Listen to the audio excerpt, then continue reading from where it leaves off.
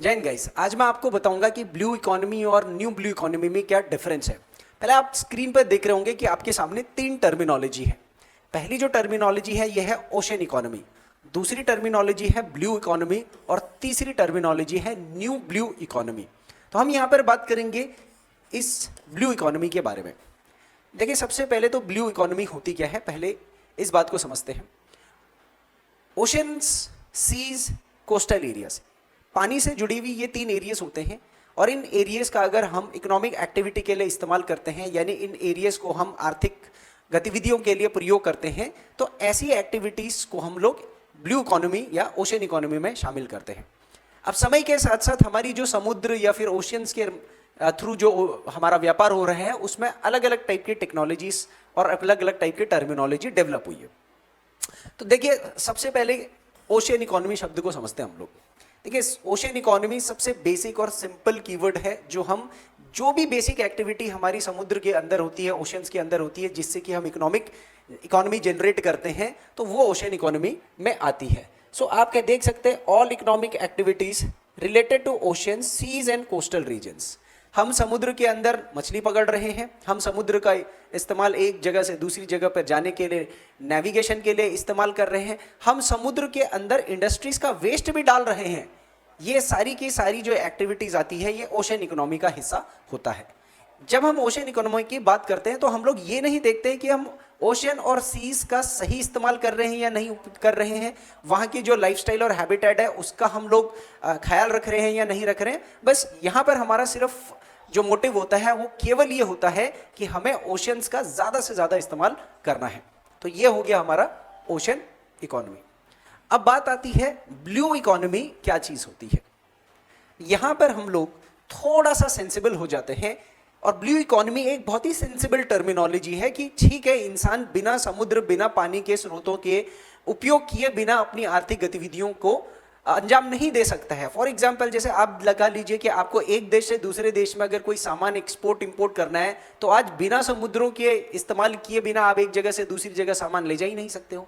80% से ज़्यादा जो भी इंटरनेशनल ट्रेड होता है उसमें जो गुड्स की ट्रू एंड फ्रो होती है वो ओशंस के माध्यम से ही होती है, ओशन ट्रांसपोर्ट माध्यम से होती है।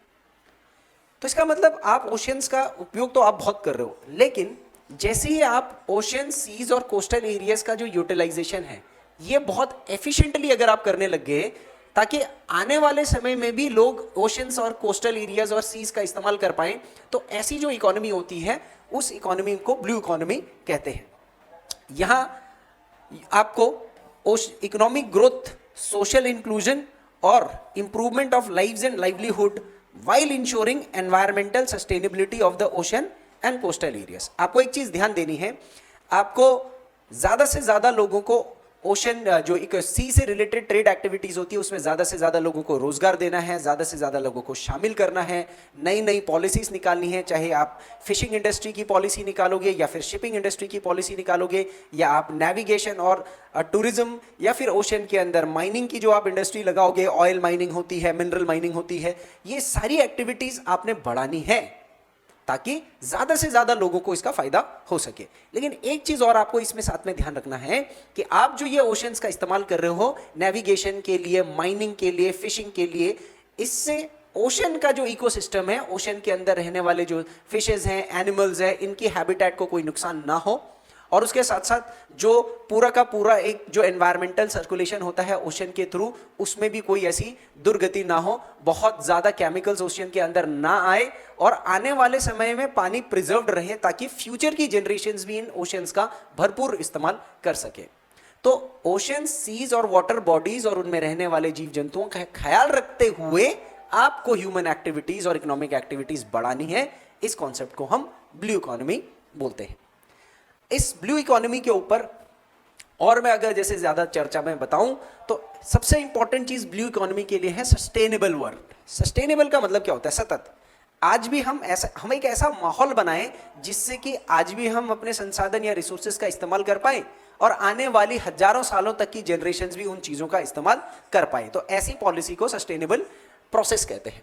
तो आप देखिए, ब्लू इकोनॉमी के अंदर आपको लोगों के लिए रोजगार के अवसर बढ़ाने हैं, ओशंस के माध्यम से, सीज के माध्यम से जॉब्स भी क्रिएट करनी है, लेकिन ओशन का जो इकोसिस्टम है उसका हेल्थ को भी आपको मेंटेन करना है। आपने एक्सप्लॉइट नहीं करना है, गंदगी नहीं मचानी है, पॉल्यूशन नहीं क्रिएट आउट करना है, वहाँ के जो ओशंस के जो एनिमल्स और इकोसिस्टम और है उसको आपको तबाह और नष्ट नहीं करना है।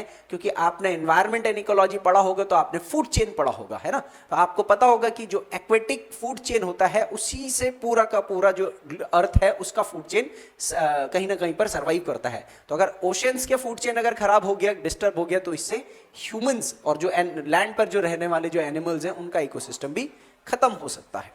अब देखिए ब्लू इकोनॉमी में बहुत सारी एक्टिविटीज आती हैं। सबसे पहले तो रिन्यूएबल एनर्जी, ठीक है।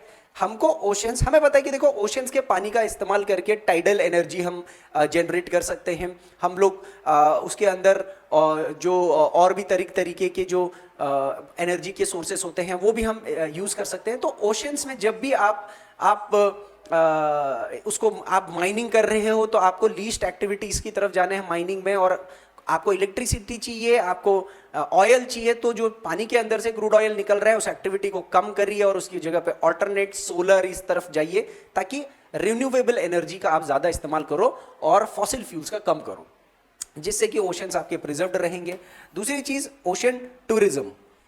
एक आंकड़ा बोलता है कि ओशंस के आसपास रहने वाले आइलैंड्स, कंट्रीज जो भी हैं, वहाँ लगभग साल में 31 मिलियन टूरिस्ट विजिट करते हैं। तो इसका मतलब ये लोग कोस्ट्स और सी वाटर और ओशन वाटर का भरपूर इस्तेमाल करते होंगे, उसमें ये लोग गंदगी भी मचाते होंगे और उनके जो मरीन इकोसिस्टम फिशेज हैं उन सबको भी डिस्टर्ब करते होंगे। तो इस चीज़ का भी हम लोगों को ख्याल में रखना है कि हमने टूरिज्म तो बहुत ज़्यादा बढ़ाना है, लेकिन उसके साथ साथ मरीन हैबिटेट इंटैक्ट रहे। तीसरी इंपॉर्टेंट चीज़ है फिशरीज। जाहिर सी बात है ओशियन सीज का सबसे ज़्यादा उपयोग हम लोग फिशिंग इंडस्ट्री के लिए करते हैं। मछलियाँ जो कि फूड का एक पार्ट होता है उसके लिए हम यूज़ करते हैं।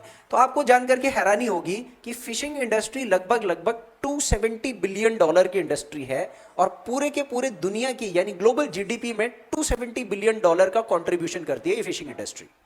और आप अगर ओशंस का अच्छे तरीके से इस्तेमाल करोगे ना तो उससे फिशेस की जो प्रोडक्शन है वो भी बढ़ सकती है, उनकी स्पीशीज कंजर्व भी हो सकती है और ग्लोबल जीडीपी में इसका योगदान और बढ़ सकता है और ज़्यादा लोगों को रोजगार और इनकम के अवसर मिल सकते हैं। तो फिशिंग इंडस्ट्री पर आपको काफ़ी अच्छा फोकस करना है।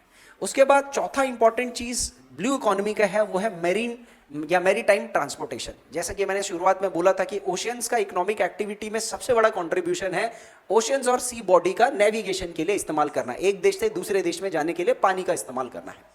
तो आज दुनिया में आप ये कह लीजिए कि 80% से ज़्यादा जो इंटरनेशनल गुड्स का ट्रेड हो रहा है वो सी ट्रांसपोर्ट से ही हो रहा है।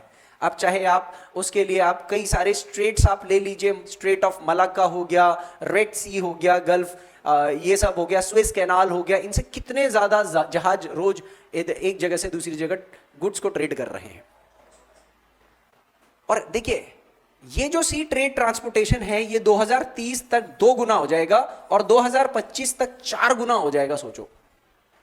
So that means this the sea routes, जो सी रूट्स जिनके माध्यम से ये गुड्स ले जाए जा रहे हैं, कोई ऐसा सी रूट है जो बहुत वॉल्यूमस हो गया है, जैसे स्ट्रेट ऑफ मलक्का हो गया है, जावा स्ट्रेट हो गए हैं, स्वेस कैनाल हो गए हैं, इनकी जगह पर कुछ ऑल्टरनेट रूट्स भी और एस्टैब्लिश करने हैं, क्योंकि ये ज़्यादा एक ही जगह से ज़्यादा शिप्स अगर गुजरेंगी तो वहाँ का इकोसिस्टम डैमेज होगा ही होगा। तो हम लोगों ने बहुत सारे ऐसे वैकल्पिक सी रूट्स डेवलप करने हैं, क्योंकि डबल और 4 गुना 2050 तक 4 गुना अगर सी ट्रांसपोर्टेशन का वॉल्यूम अगर बढ़ जाएगा तो फिर जाहिर सी बात है कि ये इनडायरेक्टली ओशंस पर इंपैक्ट करेगा ही करेगा। ठीक है, पांचवी बड़ी चीज है हमारे सामने वेस्ट मैनेजमेंट। आपको पता है कि दुनिया में गंदगी नदी नालों के रास्ते से सीधा कहां जा रही है? ओशन में ही तो जा रही है ना। दुनिया का 80% वेस्ट ओशंस के अंदर जा रहा है, समुद्रों के अंदर जा रहा है। ये जो वेस्ट प्रोडक्ट है, जो कूड़ा कबाड़ा, केमिकल और गंदगी जो आप ओशंस के अंदर जा रहे हो, तो इससे क्या होगा? ओशन का पानी गंदा हो जाएगा, और ज़्यादा सॉल्टी हो जाएगा, एसिडिक हो जाएगा, केमिकल वाला हो जाएगा, और उससे क्या हो जाएगा? वहाँ पर रहने वाले एनिमल्स और फिशेस को खतरा पैदा हो जाएगा। उसके अंदर जो प्लांट्स हैं उनको खतरा पैदा होगा, वो धीरे धीरे करके वो